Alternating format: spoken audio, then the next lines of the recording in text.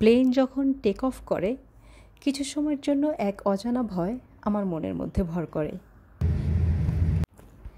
কিন্তু সেই একই মুহূর্তে আকাশে পাখির মতো উড়ে বেড়ানোর আনন্দের মজাটা সেটাও আসলে বলে বোঝাতে পারবো না।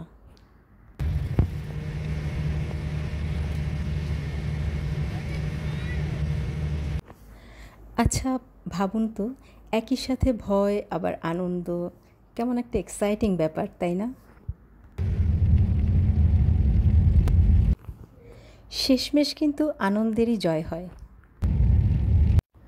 ভয়টাকে চেপে রেখে আনন্দটা তার উপরেই দাঁড়িয়ে থাকে, আর তখন আমি লম্বা একটা নিঃশ্বাস নিয়ে আকাশ দেখতে থাকি।